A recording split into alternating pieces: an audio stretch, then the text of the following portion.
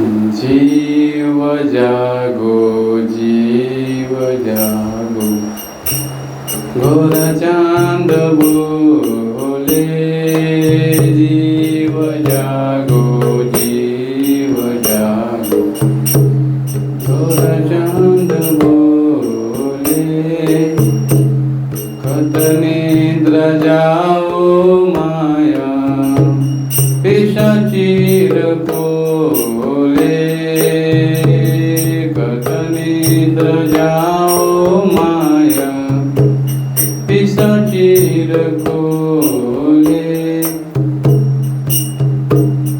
अजीब बलिया ऐसे संसार भितरे, भूलिया रहिलो तुमी अविद्यार भरे,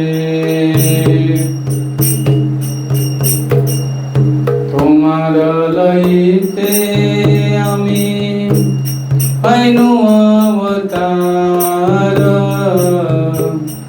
আমি বিনা বন্ধু আর কে আছে তোমার, এনেছি ঔষধি মায়া নাসিবার লাগি, हरि नाम महामंत्र लो तुमी मागी, भक्ति विनोद प्रभु चरणे पड़िया, से हरि नाम मंत्र लैला मागिया। हरे कृष्ण कृष्ण कृष्ण हरे हरे, हरे राम राम राम हरे हरे। बोलिए हरे कृष्ण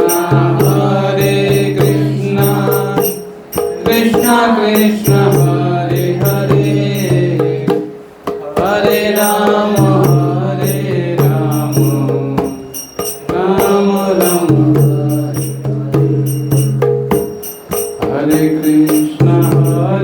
कृष्ण कृष्ण कृष्ण हरे हरे, हरे राम राम राम हरे हरे, हरे कृष्ण कृष्ण कृष्ण हरे हरे, हरे राम राम राम हरे हरे, हरे कृष्ण कृष्ण कृष्ण हरे हरे, हरे राम राम राम हरे हरे। बोलिए हरे कृष्ण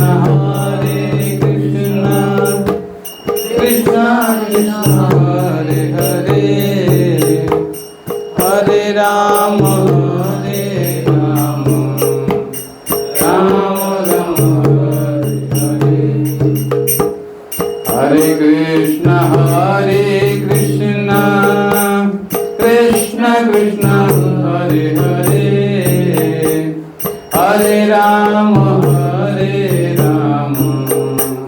राम राम हरे हरे, हरे कृष्ण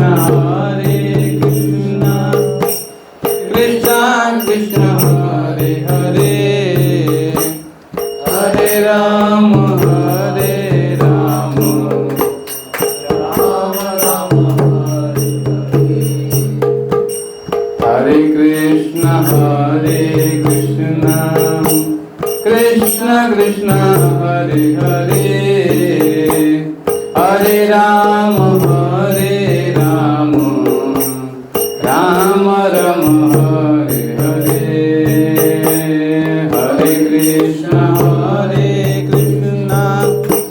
कृष्ण कृष्ण कृष्ण हरे हरे हरे राम राम राम हरे हरे हरे कृष्ण कृष्ण कृष्ण हरे हरे हरे राम राम राम हरे हरे बोले हरे कृष्ण कृष्ण कृष्ण हरे हरे हरे राम राम राम हरे हरे जय राधा माधव कुंज बिहारी बोले जय राधा माधव कुंज बिहारी जय गोपी जन वल्लभ गिरवरधारी जय गोपी जन वल्लभ गिरवरधारी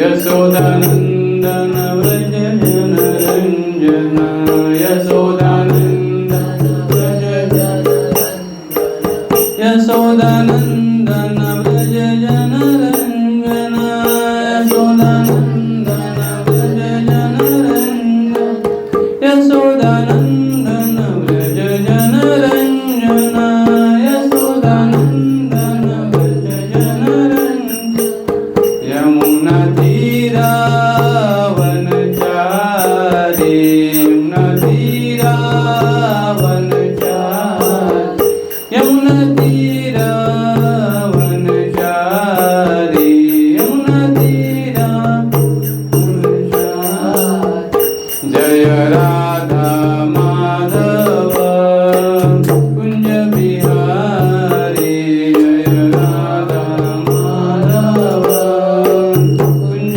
बिहारी जय राधा माधव कुंज बिहारी जय राधा माधव कुंज बिहारी हरे कृष्ण कृष्ण कृष्ण हरे हरे हरे राम राम राम हरे हरे हरे कृष्ण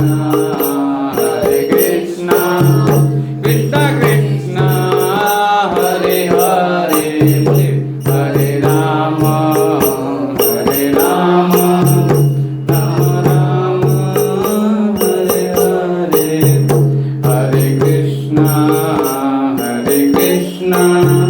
कृष्ण कृष्ण हरे हरे हरे राम राम राम हरे हरे हरे कृष्ण कृष्ण कृष्ण हरे हरे बोले हरे राम राम राम हरे हरे कृष्ण कृष्ण कृष्ण हरे हरे हरे राम राम राम हरे हरे हरे कृष्ण कृष्ण कृष्ण हरे हरे हरे राम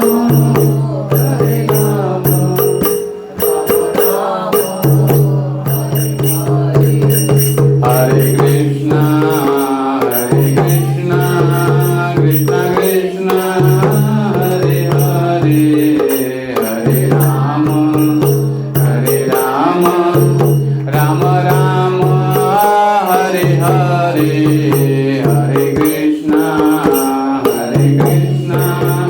कृष्ण कृष्ण हरे हरे हरे राम राम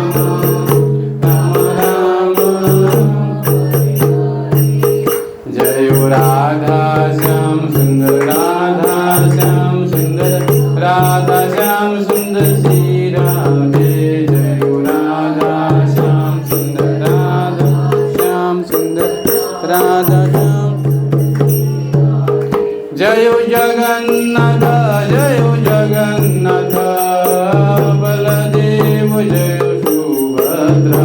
जय हो जगन्नाथ, जय हो जगन्नाथ बलदेव, जय हो सुभद्रा। जय हो गौरानिताय, जय हो गौरानिताय, गौरानिताय, जय हो गौरानिताय, जय हो गौरानिताय, गौरानिताय, गौरानिताय। जय हो प्रभुपाद, प्रभुपाद, प्रभुपाद। जय हो श्रील प्रभुपाद, जय हो प्रभुपाद, प्रभुपाद, प्रभुपाद। जय हो श्रील प्रभुपाद। हरिनाम संकीर्तन की जगत गुरु प्रभुपाद की ताज बहुत सुंदर। यहाँ रख दीजिए।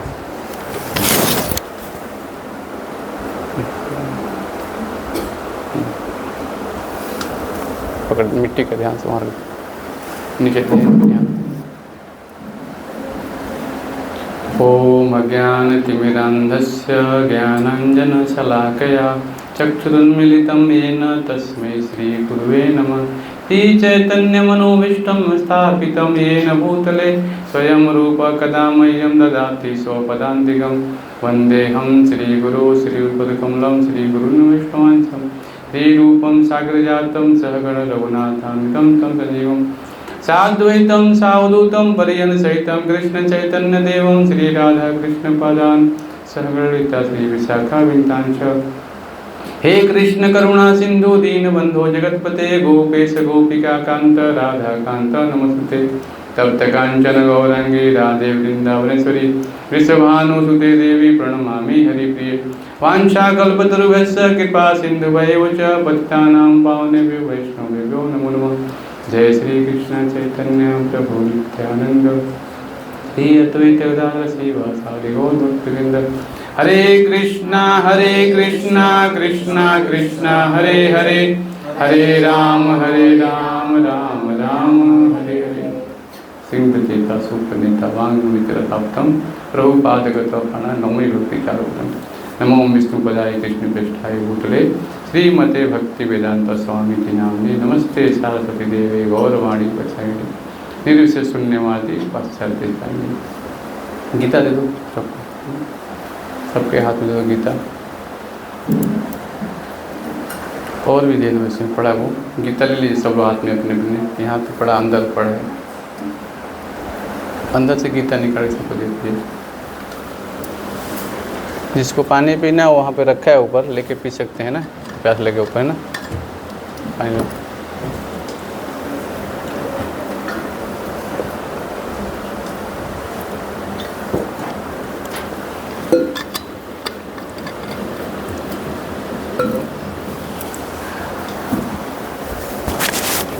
हरे कृष्णा, सभी भक्तों का स्वागत है इस्कॉन मंदिर गोधरा में।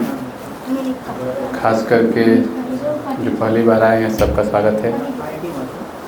तभी मैंने जो एक भजन गाया था, जीव जागो कौरा चांद बोले, कत निद्रा जाओ माया पिशाचीर कोले। तो इसका मैं हिंदी जरा पढ़ूंगा, ध्यानपूर्वक सुनिएगा आप लोग। सीधा कर दो जरा इसको। इसमें बतलाया गया है कि जीव जागो श्री गौर सुंदर कह रहे हैं, अरे जीव जागो, सुप्त आत्माओं जाग जाओ। कितनी देर तक माया रूपी पिशाची की गोद में सोओगे। तो सारा संसार जो है क्या है, सो रहा है। किस में सो रहा है? माया रूपी पिशाची की गोद में। कौन बोल रहा है? चैतन्य महाप्रभु बोल रहे हैं, स्वयं भगवान कृष्ण बोल रहे हैं कि सुप्त आत्माओं जाग जाओ। और क्या बोल रहे हैं? भजिबे बलिया ऐसे संसार भीतरे, भूलिया रहिले तुम्ही अविद्या भरे। तुम इस जगत में यह कहते हुए आए थे, हे मेरे भगवान, मैं आपका भजन अवश्य करूँगा, लेकिन जगत में आकर अविद्या माया में फंसकर तुम वह प्रतिज्ञा भूल गए। तो चैतन्य महाप्रभु बता रहे हैं, स्वयं भगवान कृष्ण बोल रहे हैं कि जीव संसार में जब आता है तो माता के गर्भ में प्रार्थना करता है। क्या प्रार्थना करता है? कि मुझे इस नर्क के द्वार से निकालिए, मैं बाहर जाऊंगा तो आपका भजन करूंगा।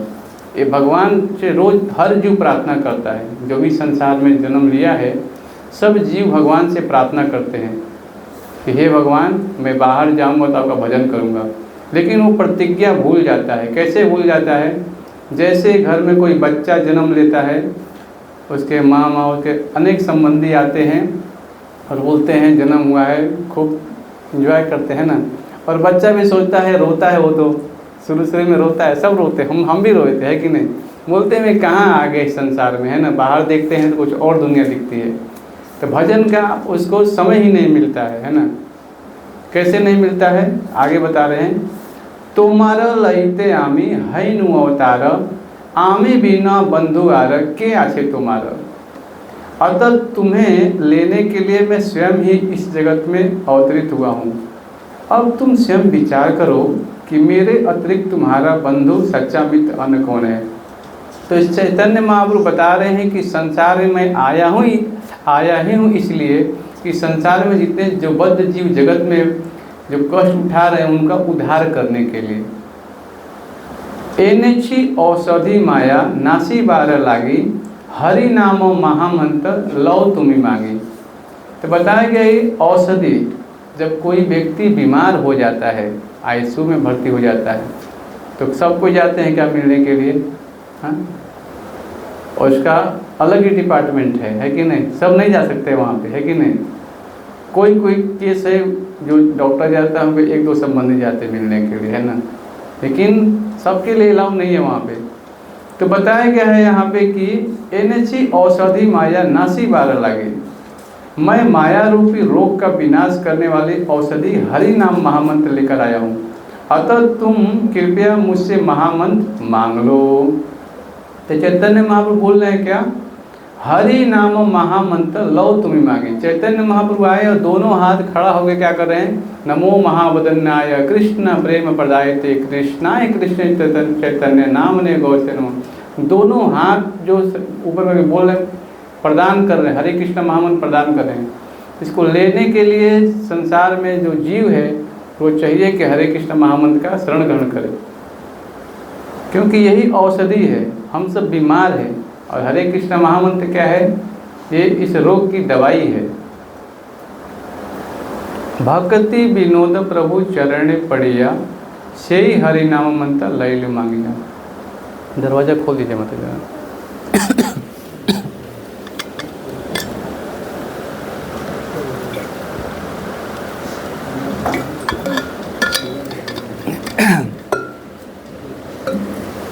भक्ति विनोद प्रभु चरणे पड़िया, से ही हरि नाम मंत्र लैल मांगिया। श्रील भक्ति विनोद ठाकुर ने श्रील महाप्रभु के चरण कमलों में गिर करके यह हरे कृष्ण महामंत्र बहुत ही विनम्रतापूर्वक मांग लिया है। तो कृष्ण भवनामित आंदोलन के आप लोग गीता में देखिए एक फिगर बनाया है, आपको दिखाते हैं।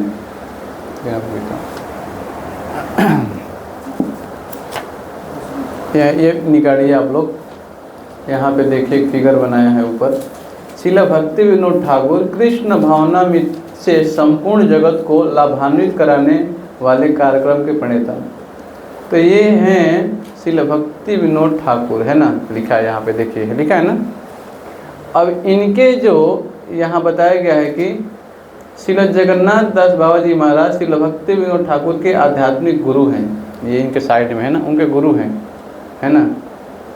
और ये कृष्ण भावनामृत आंदोलन जो चल रहा है, यहाँ बताया गया है कि सारे जीवों को लाभान्वित किए कि कैसे इनको भगवान कृष्ण की भक्ति मिले। तो आज का हमारा टॉपिक वही था कि भक्ति करने का महत्व क्या है।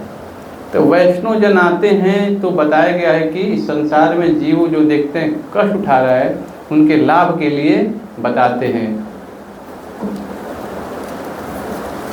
तो हमारा भगवान से संबंध कैसे स्थापित हो, इसके बारे में चर्चा करेंगे। पहले यहाँ बताया गया है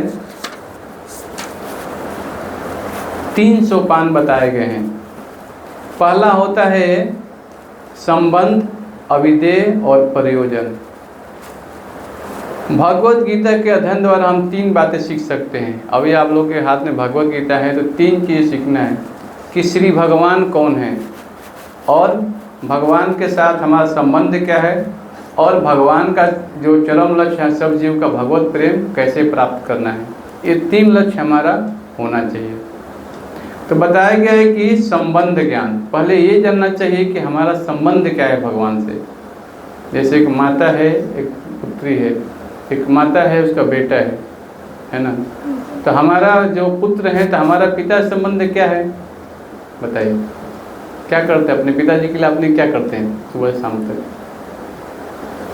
सेवा करते हैं ना। तो सेवा कैसे होती है, केवल बातें करके कैसे होती है? हाँ, उनकी बातों को सुनना, उन्होंने क्या हमें कह रहे हैं उनकी सेवा में लगना।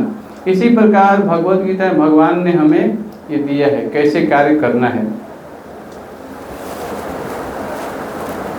श्री भगवान के साथ आत्मा का क्या नाता है, इसे संबंध कहते हैं। तो बताया गया है संबंध ज्ञान, जो शरीर में हमारे आत्मा है ना, इससे हमारा भगवान का संबंध क्या है। जब शरीर से आत्मा निकल जाती है तो कहाँ जाता है, कई बार लोग प्रश्न करते हैं है ना। तो आत्मा का जो विज्ञान है इसे जानना जरूरी है ना। कि हमारे शरीर में जो जीवित स्फुलिंग था, जब मैं आता था मंदिर तो भगवान का प्रसाद खाता था, भगवान की कथा को सुनता था। हाँ, तो आत्मा था तो तभी तो हम यहाँ आ रहे हैं ना। अगर शरीर में आत्मा ही नहीं रहेगा तो क्या आप आ पाएंगे? नहीं आ पाएंगे। तो इस आत्मा के विज्ञान को जानने के लिए हमें क्या करना पड़ेगा, भगवान के साथ संबंध स्थापित करना पड़ेगा कि भगवान है कौन, और उन्होंने शरीर हमें प्रदान क्यों किया है, मनुष्य का ही क्यों किया है। और भी तो सब संसार में जीव हैं, पशु है, पक्षी है, जलचर है, लेकिन मनुष्य शरीर क्यों मिला हमें, इसकी बात हमें भगवत गीता से जाननी चाहिए। तो बताया गया है कि श्री भगवान के साथ आत्मा का क्या नाता है, इसे क्या बोलते हैं, संबंध कहते हैं। सबको याद हो गया संबंध किसे कहते हैं बताइए, 1-2 उदाहरण बताइए बताओ संबंध क्या है भगवान से हमारा। हाँ, आत्मा के साथ ममय वांसो जीव लोके जीव भूत सनातन। बताया गया है कि भगवान गीता में बोलते हैं क्या, श्लोक निकालिए। चलिए सब लोग श्लोक निकाल के पढ़ेंगे तो याद हो जाएगा आप लोगों को।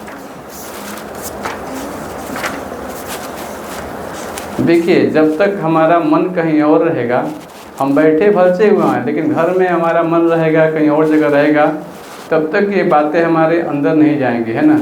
अभी आप लोग सोच अभी खाना पीना के बारे में छोड़, आपको लिए प्रसाद बन रहा है, ठीक है, यहाँ पे बहुत लोग मेहनत कर रहे हैं, अभी कोई ज़रूरत नहीं है आप लोग इधर सोचने की, है ना। भगवान आपको कथा सुनेंगे तो प्रसाद भी देंगे, सब कुछ मिलेगा आप लोगों को, है ना। इसकी चिंता मत करिए, है ना, मन को यहाँ रखिए बस, है ना। तो बताया गया है मन मना हो मत भक्तो मध्याजी माम नमस्कुरु, है ना। 4 चीज़ करना है, भगवान को नमस्कार करना है, प्रणाम करना है, इसे भक्ति बोलते हैं। ममय वांसो जीव लोके जीव भूत सनातन, भगवान बोलते हैं ना।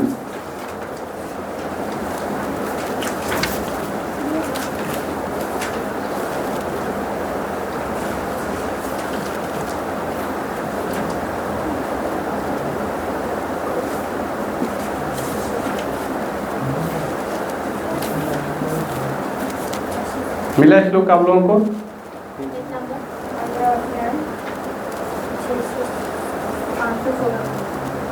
पेज नंबर बता दीजिए सबको, सब लोग निकालिए। 516 नंबर, अध्याय 15, श्लोक संख्या 7 निकालिए।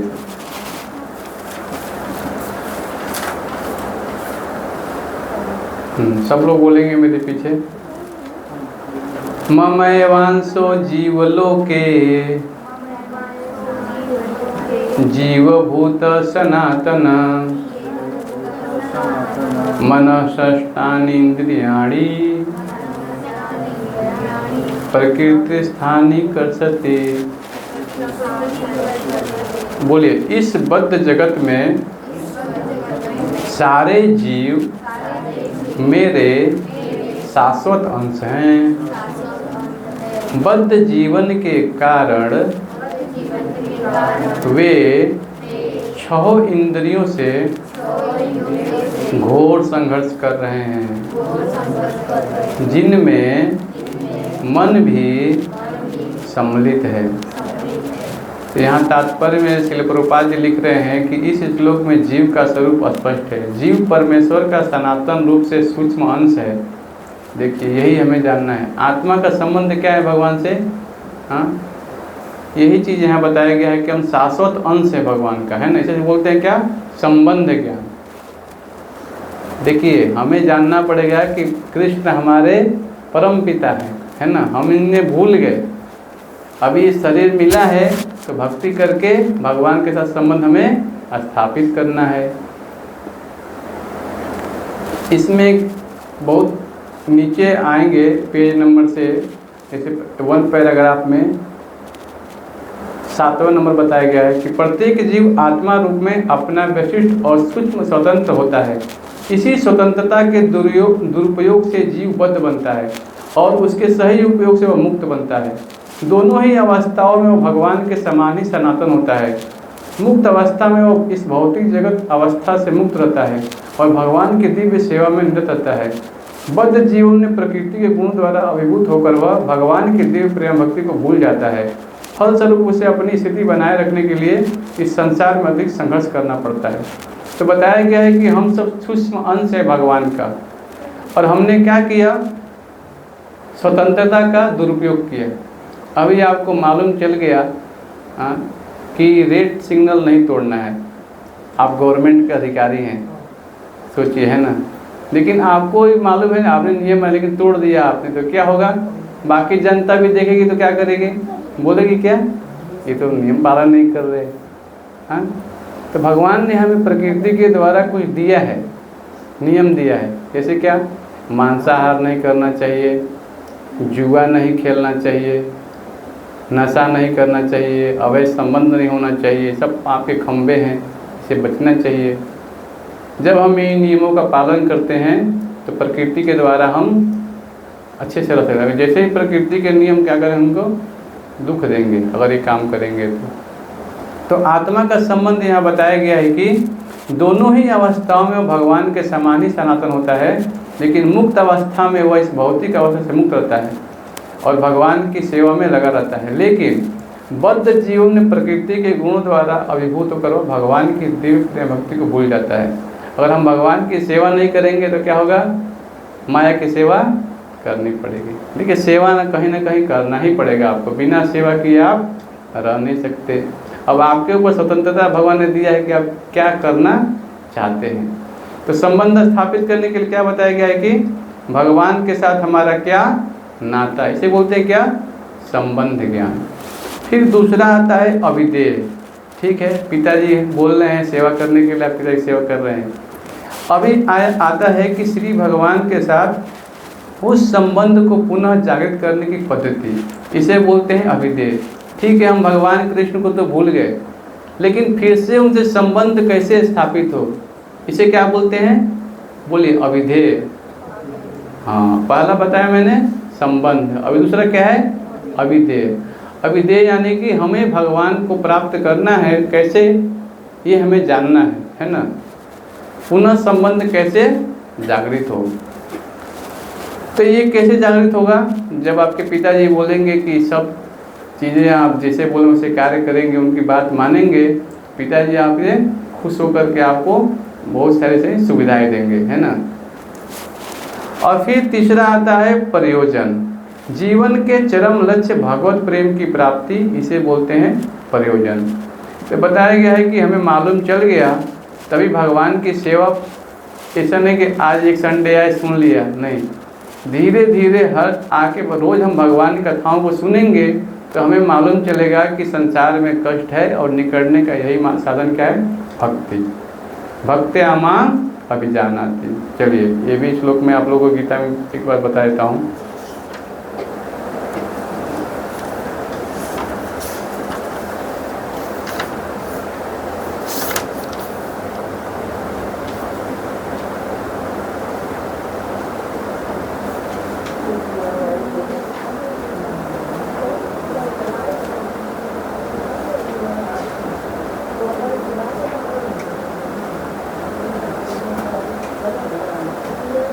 11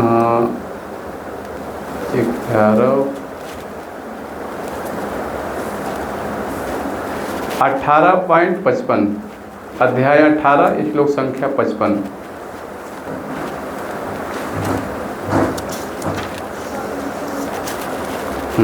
पेज नंबर है 599।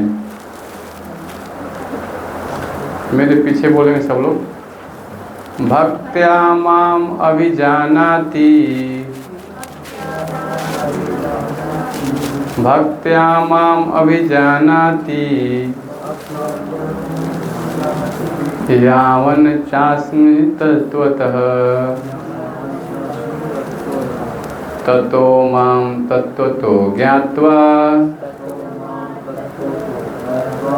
विशते तदनमन्तरम्। बोलिए, केवल भक्ति से मुझ भगवान को यथा रूप में, बैठे, जब मनुष्य, शुरू से बोले चले सब लोग, थोड़ा आगे आ जाइए सब लोग, थोड़ा सा बोलिए। हाँ, पंखे में बैठा दीजिए प्रभुपाद जी के पास। हाँ चेयर पे बैठिए, वहाँ बैठ जाइए, पंखे में बैठ जाइए। हाँ बैठ जाइए सब लोग, थोड़ा आगे आ जाइए, वो थोड़ा आगे आ जाइए सब लोग, है ना, ताकि बैठे सब लोग। मेरे पीछे बोलेंगे सब लोग। केवल भक्ति से मुझ भगवान को यथा रूप में जाना जा सकता है। वंश एक तो जो गिरा दे दो ना, लिया कैसे, इसमें अंदर है और है, वो निकाल के लोग दे दो, है ना। अंदर देखो, अंदर पीछे गीता पड़ा है, बहुत सारा है अंदर, नहीं है अभी। अच्छा एक पीछे लिख दे दो। जब मनुष्य ऐसी भक्ति से मेरे पूर्ण भावनामृत में होता है तो वह वैकुंठ जगत में प्रवेश कर सकता है। तो यहाँ बताया गया है कि अगर भगवान को जानना है तो भगवान क्या बोल रहे हैं यहाँ पे, भक्त्या माम अभिजानाति। भक्त यानी शुद्ध भक्ति से, एक पीछे देखो प्रभु जी को, भक्त यानी शुद्ध भक्ति से, माम यानी मुझको यानी कृष्ण को, अभिजानाति यानी जान सकता है, यावन यानी जितना, च अस्मि जैसा मैं हूँ, ततः यानी सत्यतः। तो भगवान बता रहे हैं कि यहाँ पे कि उनको अगर जानना है तो केवल भगवान की भक्ति करके ही भगवान कृष्ण को आप जान सकते हैं। भगवान श्री कृष्ण उनके श्वासों को न तो मनोधर्म द्वारा जाना सकता है, न ही अभक्त गण उन्हें समझ पाते हैं। यदि कोई व्यक्ति भगवान को समझना चाहता है तो उसे शुद्ध भक्त के पथ दर्शन में शुद्ध भक्ति ग्रहण करनी होती है, अन्यथा भगवान संबंधी सत्य उससे सदा छिपा रहेगा। तो बताया गया है क्या कि भक्तों के पथ प्रदर्शन हमें चलना पड़ेगा। तो कैसे मालूम चलेगा, जैसे नारद मुनि हो गए, 12 जो महाजन हैं, सब ने भगवान की भक्ति करके उन्हें प्राप्त किया। तो हमें भी क्या करना चाहिए, उनके पद चिन्हों पर चलने का प्रयास करना चाहिए। आगे जी वो इस साइड बैठे सब लोग, थोड़ा और आगे आ जाए सब लोग, तो आगे आ जाए थोड़ा सा। कृष्ण को केवल वही समझ पाता है जो कृष्ण भावना में तथा भक्ति में तत्पर रहता है। इसमें विश्वविद्यालय की उपाधियां सहायक नहीं होती हैं। तो इसलिए प्रभुपाद जी बोल रहे हैं कि कृष्ण को केवल कौन जान सकता है, जो कृष्ण भावना भावित भक्ति में लगा हुआ है वही जान सकता है। इसमें हमें बता दें कि विश्वविद्यालय की जो उपाधियां हैं वो सहायक नहीं होंगी। जो व्यक्ति कृष्ण विज्ञान तत्व को पूर्णतया अवगत है वही वैकुंठ जगत या कृष्ण के धाम में प्रवेश कर सकता है। तो यहाँ बताया गया है कि अगर हमें जानना है तो आगे आता है, न तद्भासते सूर्यो न शशांको न पावक यद गत्वा न निवर्तन्ते तद्धामं परम। भगवान बोल रहे हैं कि मेरा जो धाम है वहाँ सूर्य चंद्रमा की जरूरत नहीं है, तो भगवान का जो तेज है स्वयं ग्रह प्रकाशित है। यहाँ पे क्या होगा, अगर सूर्य नहीं आएगा तो सारी अर्थव्यवस्था बिगड़ जाएगी, फैक्ट्रियाँ सब बंद हो जाएंगी। ये आंखें जो हैं उससे भी हम किस किस चीज़ के दर्शन नहीं कर पाएंगे अगर सूर्य नहीं रहेगा तो। सोचिए, है ना। तो सूर्य की क्या है, ये हमें जीवन दे रहा है। जो भी हम खा पी रहे हैं, भगवान बोलते हैं सूर्य चंद्रमा मेरा नेत्र है। सोचिए, जो सूर्य देख रहे हैं ना आप, तो कृष्ण का सोचना चाहिए, दर्शन करना चाहिए, क्योंकि सूर्य का कोई अपना प्रकाश नहीं होता है। ये भगवान का जो कृष्ण है उनका सेवा में भगवान सूर्य लगे हुए हैं, है ना। तो उनसे वो तेज लेके फिर हमें वो तेज दे रहे हैं। तो इसीलिए हमें समझना चाहिए कि दर्शन करना है। जैसे पानी पी रहे हैं, भगवान गीता में बोलते हैं रसोहम अपसुकतो कौन्तेय, मैं जलों की स्वाद हूँ। तो पानी पी रहे हैं तो सोचिए, मैं कृष्ण ने हमें जल दिया है ना। भगवान बोलते हैं कि मैं भूमि में आद सुगंध हूँ। जैसे अभी धूप निकला है तो मिट्टी सब क्या है, बाहर गर्म है। अब पानी जब हम मारते हैं तो उसमें से खुशबू निकलता है, आप देखते हैं। खुशबू लेते हैं तो सोचिए कृष्ण का खुशबू है वो, ये आपकी खुशबू नहीं है, प्राकृतिक नहीं है। भगवान बोलते हैं मैं पृथ्वी का सुगंध हूँ। गर्म जब पानी पर रहता है में, तो पानी रहता है, कैसे खुशबू निकलता है, कितना लगता है क्या। तो सुगंध कौन है, वो कृष्ण है, ऐसा सोचिए। गीता में भगवान बोलते हैं। तो छोटी छोटी चीज़ हम दर्शन करना है ना। इसीलिए बताया गया कि जो भक्त होते हैं वही इन बातों को समझ पाते हैं। तो मैंने 2 चीज़ें बताया आपको, 3 चीज़ें बताया कि भगवान के साथ संबंध कैसे स्थापित करना है। तो बताया मैंने कि भगवान के साथ आत्मा का क्या नाता, ये जानना चाहिए। ममैव वासो जीव लोके जीव सनातना। श्री भगवान के साथ हमारा आत्मा से क्या नाता, ये जानना चाहिए, बोलते संबंध। और भगवान के साथ उस संबंध को पुनः कैसे जागृत करें, इसको बोलते हैं अभिधेय।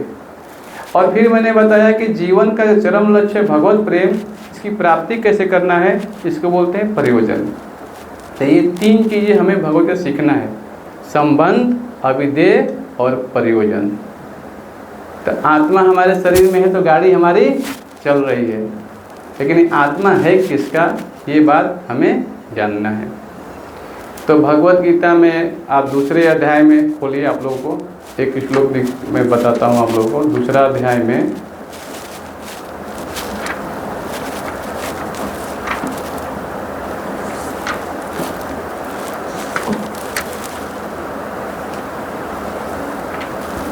हम्म 16 नंबर श्लोक निकालिए, फिर पेज नंबर 73। मेरे पीछे बोलेंगे सब लोग। सबको मिल गया गीता, आपके पास है, ले लीजिए, देखिए गीता में आप लोग, है ना। 73 नंबर पे जाइए आप लोग, मेरे पीछे बोलिए। नासतो विद्यते भावो, बोलिए। ना भावो विद्यते सतः, उभयो रपि दृष्टो अनन्तस्त्व, तो अन्योन तत्वदर्शी भी। बोलिए। तत्वदर्शियों ने यह निष्कर्ष निकाला है कि असत भौतिक शरीर, ये हमारा जो शरीर है क्या है, वो भौतिक है। क्या है ये, भौतिक है। इस शरीर के बारे में चर्चा हो रही है, ठीक है। का तो कोई चिर अस्थायित्व नहीं है। अब बताइए, जो शरीर जो मिला है ये क्या लंबे समय तक रहने वाला है, इसका कुछ आयु है कि नहीं है। जैसे छोटा बालक है, अभी उसका बाल्यावस्था से तरुणावस्था में आया, पौगंड अवस्था में आएगा, फिर धीरे वृद्धावस्था आएगी, है ना। तो इसमें शरीर में तो परिवर्तन हो ही रहा है ना, लेकिन आज तक आत्मा में कोई परिवर्तन हुआ नहीं, आत्मा में वही है। इसीलिए बताया गया यहाँ पे कि भौतिक शरीर का कोई चिर अस्थायित्व नहीं है, क्योंकि ये क्या है, काल के द्वारा धीरे धीरे हमारा शरीर नष्ट होता जा रहा है। किंतु, बोलिए, किंतु सत्य यानी आत्मा अपरिवर्तित रहता है। उन्होंने इन दोनों की प्रकृति के अध्ययन द्वारा यह निष्कर्ष निकाला है। तो ये बताया गया है कि आगे श्लोक एक और पढ़ेंगे। बोलिए। अविनाशी तु तद्विद्धि येन सर्वमिदं ततं विनाशम अव्ययस्य यस्य न कर्षितुम अर्हति। बोलिए। जो सारे शरीर में व्याप्त है उसे ही तुम अविनाशी समझो। उस अव्यय आत्मा को नष्ट करने में कोई भी समर्थ नहीं है। अब देखिए, आत्मा जो है इसको कोई नष्ट नहीं कर सकता है। इसमें बताया गया है, आत्मा के बारे में बताया गया है कितना सूक्ष्म है। ये श्वेताश्वर बताया गया है कि श्वेताश्वर उपनिषद में बताया गया है। बालाग्रत शतभाग्यस्य शतधा कल्पितस्य भागो जीवस्य विज्ञेय स चान्यत कल्पते। यदि बाल के अग्र भाग को 100 भागों में विभाजित किया जाए और फिर इनमें से प्रत्येक भाग को 100 भागों में विभाजित किया जाए तो इस तरह प्रत्येक भाग की माप आत्मा का परिमाप है।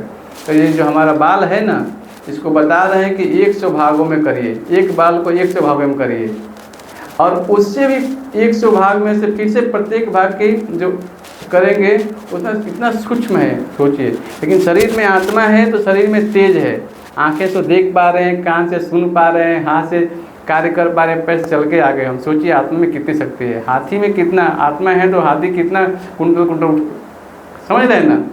तो आत्मा में देखिए कितना पावर है, लेकिन इसको क्या है, शरीर का वध होता है लेकिन आत्मा का वध नहीं होता है। इसमें भी एक चीज बताया गया है, 19 नंबर श्लोक पढ़ेंगे। ये न वेन्ति हंतारम। बोलिए 19 नंबर श्लोक में बोलिए। ये न वेत्ति हंतारम यश्चैनं मन्यते हतम उभौ तो न विजानीतो नान्यम हन्ति न हन्यते। जो इस जीवात्मा को मारने वाला समझता है तो जो इसे मरा हुआ समझता है वे दोनों ही अज्ञानी हैं, क्योंकि आत्मा न तो मरता है और न मारा जाता है। तो बताया गया है शरीर में जो आत्मा है इसे हम नष्ट नहीं कर सकते, है ना। आगे आता है, आप लोग देखते हैं कि कोई शरीर जब व्यक्ति छोड़ता है लेके जाते हैं तो वहाँ पे इस लोग लिखा रहता है, न जायते मृते वा कदाचिनम नायम भूत्वा भविष्यवान भूयो अजो नित्यम शाश्वतोयम पुराणो न हन्यते हन्यमाने शरीरे। आत्मा के लिए किसी भी काल में जन्म है न मृत्यु, वह न कभी जन्मा है न जन्म लेगा, वह अजन्मा है, नित्य है, शाश्वतम पुरातन है और शरीर के मारे जाने को वो मारा नहीं जाता। तो आत्मा का संबंध भगवान से क्या है, यही मैं बताने का आप लोगों को प्रयास कर रहा हूँ, क्योंकि आत्मा उनका अंश है और हमारा कार्य क्या है, उनकी सेवा करना। क्योंकि हमें शरीर मिला है किस लिए, उनकी सेवा करने के लिए, लेकिन हम उनको भूल गए, है ना, अपने परम पिता को भूल गए, कृष्ण को भूल गए। यही दुख का कारण है। इसी संबंध को जगाने के लिए चैतन्य महाप्रभु आए और उन्होंने हरे कृष्ण महामंत्र दिया। ये हरे कृष्ण महामंत्र हम लेंगे तो हम भगवान की सेवा कर पाएंगे, क्योंकि यही इस युग का यज्ञ है। हम जंगल में जाके यज्ञ तपस्या नहीं कर सकते, इसलिए जहाँ पे हैं वहीं बैठ के केवल भगवान के नाम का जप करना है। हरे कृष्णा कृष्णा कृष्णा हरे हरे, हरे राम राम राम हरे हरे। यही इस युग का क्या है, पद्धति है। अब मैं आप लोगों को एक स्टोरी सुनाऊंगा कि कलयुग चल रहा है। कौन सा युग चल रहा है, कलयुग। और कलयुग में क्या क्या लक्षण हैं जो हम भक्ति जीवन में आगे नहीं बढ़ पा रहे। कलयुग के प्रबल प्रभाव से धर्म, सत्य, स्वच्छता, क्षमा, दया और आयु और शारीरिक बल तथा स्मरण शक्ति दिन प्रतिदिन गिरती जाएगी। देखिए अभी कलयुग चल रहा है ना, तो धर्म नहीं रहेगा। बहुत कम लोगों के धर्म में रुचि है। गोधरा में इतना सारा प्रयास कर रहे हैं लेकिन किसी को धर्म के बारे में सुनने के लिए ललुकता नहीं है। चलो भगवान की थोड़ी कथा सुनने, है कि नहीं। क्योंकि अलग अलग लोगों ने अपना अपना धर्म बना लिया। धर्मम तो साक्षात भगवत प्रणीतम, धर्म वही है जिससे हम अलग नहीं कर सकते। जैसे मैंने अभी भागवतम पढ़ रहे थे हम लोग, मैंने चर्चा किया था कि चीनी तो शुगर, उसकी मिठास को आप अलग कर सकते हैं क्या? नहीं कर सकते। नींबू है, उसका क्या है स्वाद? खट्टापन, उसको अलग कर पाएंगे क्या? नहीं कर पाएंगे। संतरा है, उसका अलग कर पाएंगे आप? नहीं कर पाएंगे। तो जो जिसका गुण है आप अलग नहीं कर सकते ना। हाँ, इसीलिए श्रील प्रभुपाद जी बोलते हैं कि इस सारे धर्मों को छोड़ करके कृष्ण के शरण में आना चाहिए। क्यों? क्योंकि कृष्ण ने जो हमें भगवत गीता भागवतम दिया है, सारा चीज़ दिया है, सारा इसमें ज्ञान है, फिर भी लोगों ने अपना अपना धर्म बना लिया। इसीलिए संसार में कष्ट हो रहा है, लोग दुख भोग रहे हैं। तो धर्म में धीरे धीरे कलयुग में क्या होगा? गिरता जाएगा। फिर क्या होगा? सत्य नहीं रहेगा। पिताजी बेटे से फोन करके बोलेंगे, कोई बेटे से फोन करके बोलेगा पिताजी कहाँ हैं, तो पिताजी घर पे रहेंगे, बेटा बोलेगा पिताजी यहाँ नहीं कहीं और हैं। सत्य नहीं रह जाएगा, धीरे धीरे क्या होगा? गिरता जाएगा। झूठ बोलने की आदत हो जाएगी लोगों को। तो इसे कलयुग में ये भी चला जाएगा, सत्य भी धीरे धीरे। लेकिन सत्य कौन है? कृष्ण ही है वो सत्य। जब तक सत्य नहीं रखेंगे तब तक हम कृष्ण को समझ नहीं पाएंगे। फिर आता है स्वच्छता। देखिए, भक्ति जीवन में स्वच्छता बहुत जरूरी है। हमें क्या करना चाहिए? कम से कम दिन में 2 बार स्नान करना ही चाहिए। शरीर स्वच्छ रहेगा तभी हम भगवद्गीता को समझ पाएंगे। अपना शरीर शुद्ध रखना है, अपने वाणी, अपना मन, सब कुछ स्वच्छ रखना चाहिए। और सबसे अच्छा है कि हम भगवान के नाम का जप करें तो हमारे हृदय का मार्जन होगा। क्योंकि बाहरी स्वच्छ तो रखना भी है, लेकिन अंदर को भी क्या करना है? शुद्धिकरण। सब लोग थोड़ा आगे आ जाइए, माता जी लोग थोड़ा, आप भी लोग आगे आ जाइए। भगवान कृष्ण की सेवा में सब लोग लगे। हरे कृष्णा कृष्णा कृष्णा हरे हरे, हरे राम राम राम हरे हरे। तो बताया गया यहाँ पे कि 6 चीजें होनी चाहिए। क्या क्या? अच्छा, हरे कृष्णा कृष्णा कृष्णा हरे हरे, हरे राम राम राम हरे हरे। तो बताया गया है कि कलयुग में क्या होगा? धर्म धीरे धीरे गिरता जाएगा। फिर क्या होगा? सत्य नहीं रहेगा। और तीसरा बताया गया, लोग स्वच्छ नहीं रहेंगे। क्यों नहीं रहेंगे? क्योंकि सब लोग चाहते हैं फास्ट। आजकल ऑफिस जाना है, 2 दिन से कपड़े धोया नहीं, जीन्स पैंट ले लिया, आजकल वही पहन के जाना है उसको धोना नहीं है, नहाना नहीं है। तो कैसे समझ पाएंगे हम चीज़ों को? इसीलिए शरीर को स्वच्छ रखना चाहिए, है ना। फिर क्या नहीं रहेगा? क्षमा नहीं रहेगा। लोगों में क्षमा भावना धीरे धीरे क्या होगा? कम होता जाएगा, है ना। और क्या होगा? दया नहीं रहेगी लोगों के अंदर, दया भावना नहीं रहेगी कलयुग में, धीरे धीरे वो भी कम होता जाएगा। सोचिए। और क्या होगा? शारीरिक में बल नहीं रहेगा। ये भी कलयुग के लक्षण है। शरीर में बल नहीं रहेगा लोगों के अंदर। अब क्यों नहीं रहेगा? क्योंकि इतने सारे एडिक्शन आ गए मोबाइल में, सब कुछ में इतने खराब आ रहे हैं कि बच्चे शुरू से ही उनका स्मरण शक्ति गिर जाएगा। और जब स्मरण शक्ति गिर जाएगा तो लोगों के अंदर शारीरिक बल नहीं रहेगा, सब नष्ट हो जाएगा। और क्या रहेगा? स्मरण शक्ति दिन पर दिन गिरती जाएगी। 3 दिन पहले आप कहाँ थे, क्या करते, बता सकते हैं आप? नहीं बता सकते। क्यों? क्योंकि हमारी स्मरण करने की शक्ति नहीं है अब, है ना।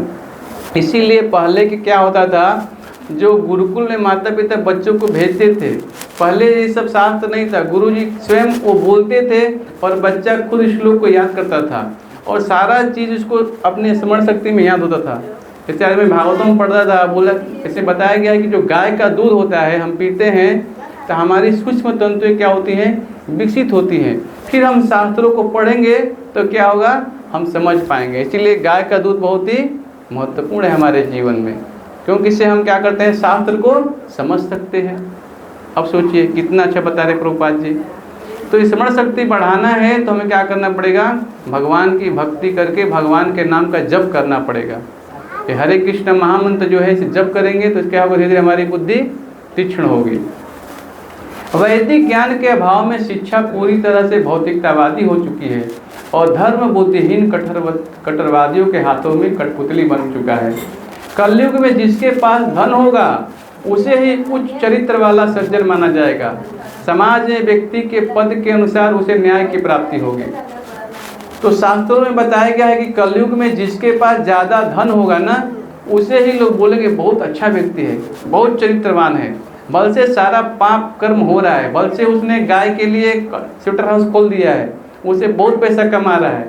लेकिन बोलेंगे बहुत पैसा, बहुत चित्रवान व्यक्ति है, उसको नरक जाना पड़ेगा शास्त्र के हिसाब से। पैसा है लेकिन वो कैसे कमा रहा है? गाय का वध करके। ऐसे धनी लोगों को कलयुग की जनता देखेगी, बड़े बड़े इमारत देखेगी, होटल देखेगी तो बोलेगी बहुत अच्छा आदमी है। लेकिन शास्त्र क्या बोल रहा है कि ऐसे जो अगर कोई किसी का मर्डर भी कर देगा तभी पैसा देके वो छूट जाएगा। ये कलयुग के लक्षण है, सोचिए, है ना। और आज समाज में हो भी रहा है। तो इससे क्या होगा? आप तो यहाँ के नियम से बच जाओगे, लेकिन प्रकृति जो भगवान ने नियम बनाया है उससे नहीं बच पाओगे आप।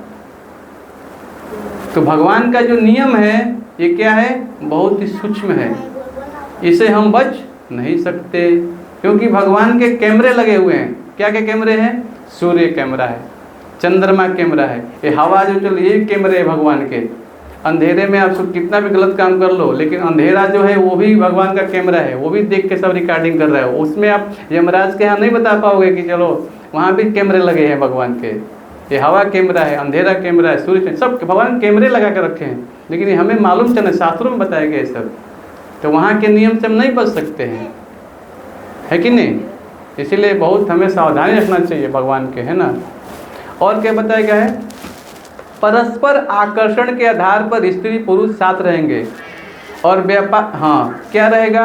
जब तक उनको स्त्री से सुख मिलेगा तब तक उनका संग रहेंगे। जैसे ही स्त्री ने कुछ मना के तुरंत तलाक, डिवोर्स, ये कलयुग में हो रहा है और होगा भी। शास्त्र ने बताया कि ये लक्षण है कलयुग के। तो ये सुंदरता तब तक रहेगी, तब तक रहेगा। जैसे ही कुछ हो जाएगा, उटपटांग हुआ, छोड़ दिया, ये भी लक्षण है कलयुग के। और क्या बता रहे हैं? व्यापार में सफलता दूसरों को ठगने की क्षमता पर निर्भर करेगी। किसी भी स्त्री अथवा पुरुष उसकी संभोग क्षमता के आधार पर जाना जाएगी। केवल जनेऊ पहनने से व्यक्ति स्वयं को ब्राह्मण नहीं माने। तो 3 चीज़ें बताया गया है यहाँ पे। जब तक हम देखते हैं किसी व्यापार में आपसे हमारा संबंध है, जब तक आपका लेन देन सही है तो फिर ठीक है। जैसे ही कुछ लेन देन में कुछ हुआ, आप हमारे लिए कुछ नहीं, है कि नहीं? और क्या बता रहे हैं? 2 पैसे का जनेऊ लगा लिया, बोले ब्राह्मण है, लेकिन ब्राह्मण का संध्या वंदन नहीं कर रहे हैं, 3 टाइम पालन नहीं कर रहे हैं, तो ये भी ब्राह्मण आप कराने योग्य नहीं है। तो कलयुग में सब चल रहा है, इसीलिए हमें सावधान रहना चाहिए। केवल बाह्य प्रतीक को, माला तिलक आदि को धारण करने से व्यक्ति धार्मिक नहीं माना जाएगा।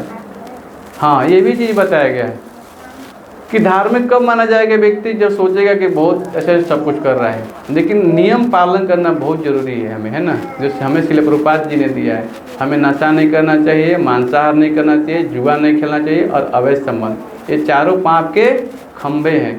अगर व्यक्ति ये करेगा तो ये भगवत गीता को समझ नहीं पाएगा और उसके जीवन में कभी सुख शांति नहीं आएगी। इसलिए हमें ये नियम को पालन करना चाहिए। और क्या बता रहे हैं यहाँ पे?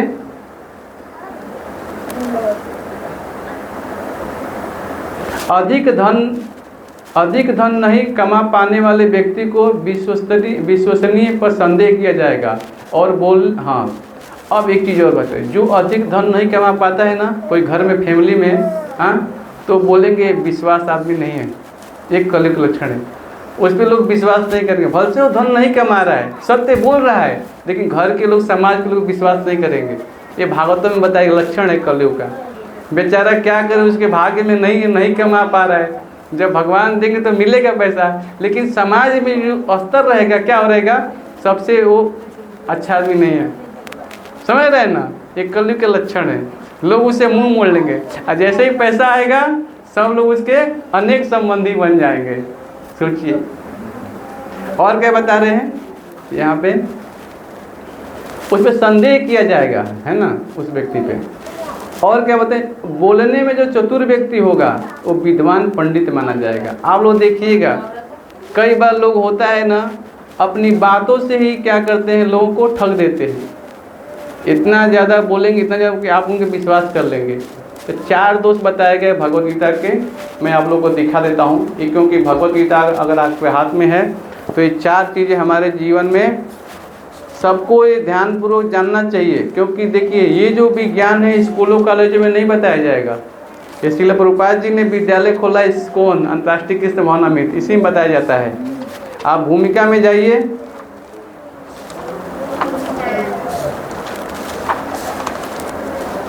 और भूमिका में 13 नंबर पेज खोलिए, 13 नंबर पेज शुरू में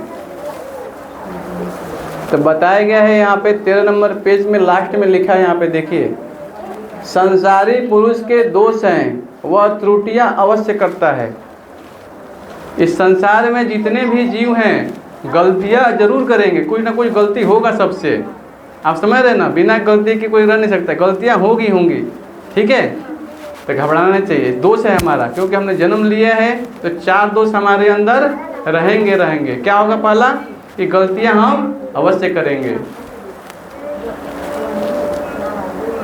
दूसरा आता है, वह अनिवार्य रूप से मोहग्रस्त होता है। इस संसार में देखते हैं सब कोई मोहग्रस्त हो जाता है कि नहीं। और तीसरा बताया, उसमें अन्यों को धोखा देने की प्रवृत्ति होती है। प्रत्येक व्यक्ति दूसरे को धोखा देना चाहता है, ठगना चाहता है। पैसा ले लिया 1 लाख या 2 लाख, फिर उसको ठग दिया है, धोखा दे दिया, बोलेगा मीठा मीठा बोल के ले लिया, फिर ठग दिया उसको। और क्या बताया गया है, वह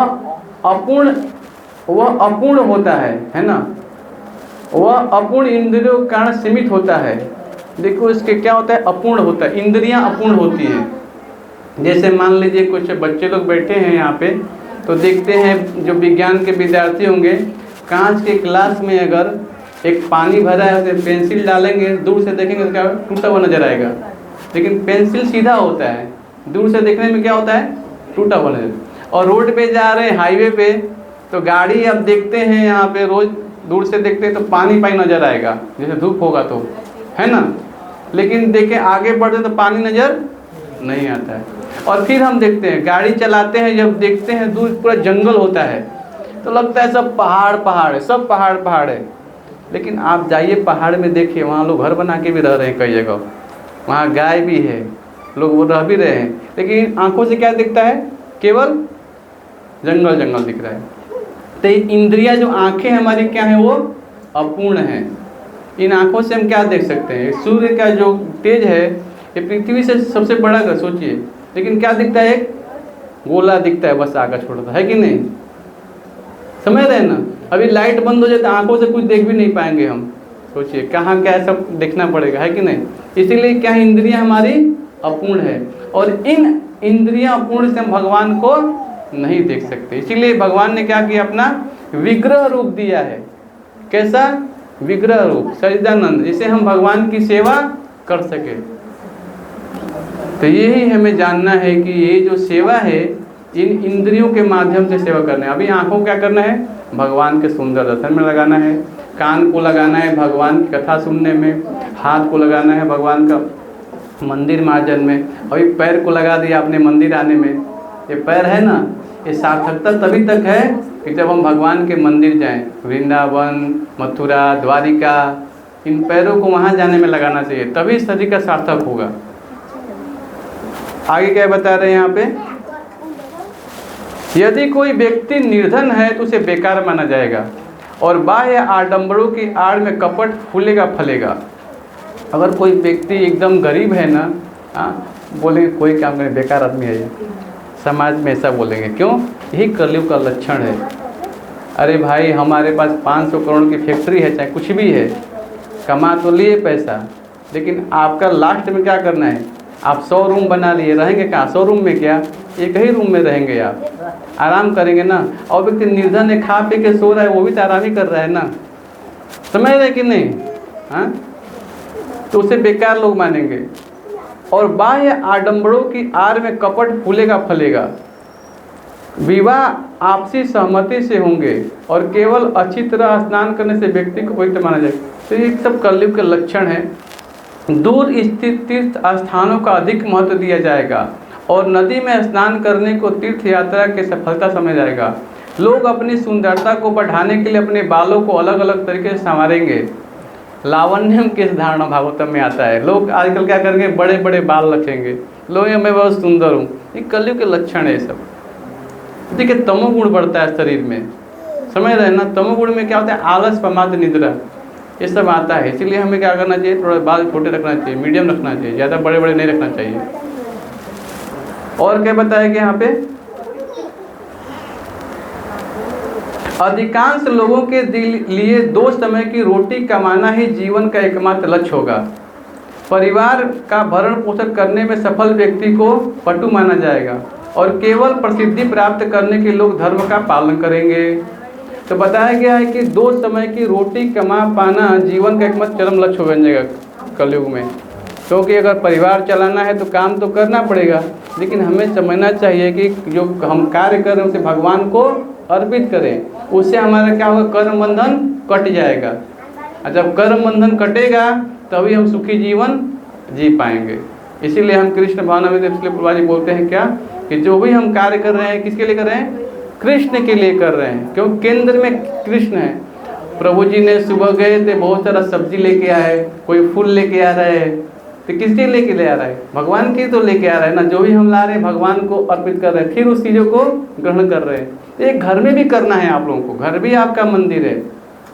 इसीलिए देखिए यहाँ मंदिर नहीं बना अभी तक, लेकिन फिर भी हम क्या बोले, घर भी मंदिर है कि नहीं, यही बताना चाहते हैं हम लोग। आप घर में झाड़ू लगाइए, सोचिए मंदिर की मैं सफाई कर रहा हूँ, भगवान के लिए प्रसाद बना रहा हूँ, भगवान के लिए पढ़ने जा रहा हूँ। जो भी क्या करिए हमें कृष्ण के लिए करना है। ये हमें मानसिक चेतना होनी चाहिए हमारी। आगे क्या बता रहे हैं, ऐसे पतित लोगों से भरी इस धरती पर वही राज्य करेगा जिसके पास लाठी होगी, परंतु ऐसे शासक चोर लुटेरों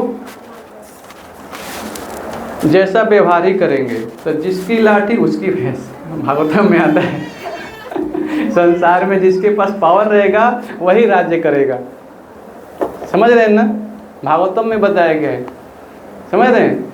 जिसके पास ज़्यादा बल रहेगा वही राज्य करेगा संसार में। देखिए इजराइल है, कितने सारे देश है, जैसे गाजा, कितने लाखों करोड़ों लोग मर गए। इतना बम गिरा, इतना बम गिराया कि कितने लोग मर गए। सोचिए अब एक परमाणु बम गिरेगा सब खत्म हो जाएगा। आप समझ रहे ना। तो वैज्ञानिक क्या कर रहे हैं, यंत्र तो बना रहे, लेकिन क्या आपके जीवन दान देने के लिए बना रहे हैं क्या? इससे लोगों के जीव आयु बढ़ेगी क्या? नहीं। कैसे लोग मरे इसके लिए बना रहे। सोचिए प्रभुपाद जी बोलते थे कि अंत में विनाश होगा, इसीलिए वो निर्माण कर रहे हैं, किसको जीवन दान नहीं देंगे। कृष्ण क्या करेंगे, आपको जीवन दान दे सकते हैं। और किया भी इन्होंने, मरे हुए पुत्र को भी लाके वापस कर दिया। जब गए थे सांदीपनि मुनि के आश्रम में पढ़ाई करने के लिए, तो उन्होंने वहाँ पे मांगा गुरु दक्षिणा, वो तो नहीं कुछ दिए, लेकिन माता से बोला जाओ और बोलो कि क्या चाहिए गुरु दक्षिणा। तो बोले कि मेरा बेटा गया था नहाने के लिए समुद्र में और वहाँ पे शरीर छोड़ दिया था, मर गया था, जाओ उस मरे हुए पुत्र को मेरे को चाहिए गुरु की दक्षिणा में। अब बताइए कोई ला के दे सकता है क्या? लेकिन कृष्ण ही ऐसा की कर सकते हैं, क्योंकि आत्मा उनका अंश है। हमने कितने शरीर लिए, कितने जन्म में क्या क्या शरीर लिए, भगवान को सब मालूम है। हमने कितने शरीर ग्रहण किए, कृष्ण को सब मालूम है। लेकिन आपको हमको मालूम नहीं है पिछले जन्म में क्या थे हम, समझ रहे हैं ना। और आगे क्या जन्म मिले वो भी मालूम नहीं है। लेकिन भक्ति करने से सब कुछ समझ में आएगा आपको। यह भगवान आपको समझाएंगे, भगवान आपके हृदय में हैं, वही ज्ञान दे रहे हैं, तो हम एक सब कार्य कर पा रहे हैं, है ना। इसीलिए बताया गया यहाँ पे वातावरण प्रदूषित होता जाएगा और फलस्वरूप लोग अत्यधिक ठंड, गर्मी, वर्षा, तूफान तथा हिमपात से पीड़ित रहेंगे। आज वो भी रहे। देखिए भागवतम में 5000 साल पहले क्या होगा, श्रील व्यास देव ने सब कुछ लिख दिया। आगे क्या होने वाला है वो भी सब लिख दिया, लेकिन हम पढ़ते नहीं हैं, इसलिए समझ नहीं आगे क्या। देखिए अभी हो रहा है कि नहीं हो रहा है, कितनी गर्मी पड़ रही है, पड़ रही कि नहीं पड़, हिमपात होगा, गर्मी होगा, ठंडी पड़ता है। ये सब कष्ट आपको दिया जाएगा न चाहते। क्यों? क्योंकि हम प्रकृति के नियम को तोड़ रहे हैं। इसीलिए क्या होगा, वातावरण प्रदूषण। कोई वृक्ष लगाना नहीं चाहता है। एक बेटा है पहले के पिताजी थे तो एक घर में अपने खेतों में आम का पेड़ लगाते थे, किस लिए? चलो मेरा बेटा जब बड़ा हो तो आम का खाएगा। लेकिन आज का बेटा क्या आम लगाता है? कोई वृक्ष लगाता है क्या? कोई नहीं लगाता, कोई एक पौधा नहीं लगा रहा है। तो कैसे समाज में सब कुछ रहेगा? सोचिए, लोग वृक्ष को कैसे काट काट के पैसा कमाने यही कर रहे हैं सब। सोचिए, है कि नहीं? हर एक वृक्ष को काट दिया जाता है, वो उसमें भी आत्मा है, उसको वो शरीर मिला, समझ रहे हैं ना? हरे कृष्णा, सभी लोग प्रसाद लेके जाइएगा। हरे कृष्णा कृष्णा कृष्णा हरे हरे, हरे राम राम राम हरे हरे। टाइम कितना हो गया? क्षमा चाहता हूँ, 7 बजे तक क्लास है, लेकिन क्या है कि बहुत चीज़ें मैं बताना चाहता हूँ, लेकिन आप लोग समय थोड़ा आइएंगे तो थोड़ा और मैं प्रयास करूँगा, है ना? तो अभी आरती भी करना है, ठीक है? आरती करेंगे थोड़ी देर में। मैं 2-3 चीज़ें और थोड़ा बता देता हूँ, मेन चीज़ें। और क्या बताया गया यहाँ पे? अपने पापपूर्ण स्वभाव के लोग कलह, भूख, प्यास, रोग, चिंताओं से ग्रस्त रहेंगे। अधिकतम आयु गिरकर 50 वर्ष तक रह जाएगी। इसके आगे मैं बताऊंगा अगले संडे को। कलयुग में क्या है, लोग 100 वर्ष नहीं जिएंगे, भागवतम लिखे केवल 50 वर्ष तक जाते थे लोग। क्या आगे और, क्योंकि कलयुग का 4,32,000 है, तो लोग धीरे धीरे क्या होगा, कम होते जाएगा। ठीक है, अभी हम आरती करेंगे। हरे कृष्णा कृष्णा कृष्णा हरे हरे, हरे राम राम राम हरे। कोई किसी का प्रश्न है तो पूछ सकते हैं, 1-2 प्रश्न मैं ले लूँगा। कोई किसी का प्रश्न है, पूछना चाहते हैं? पीछे वहाँ फोटो फ्रेम रखा है, हाँ चलेगा। तो सब लोग खड़े हो जाइए, अभी आरती होगा, आरती करेंगे भगवान का और प्रसाद होगा सबके लिए, ठीक है? सभी भक्त लोग प्रसाद लेके जाइएगा।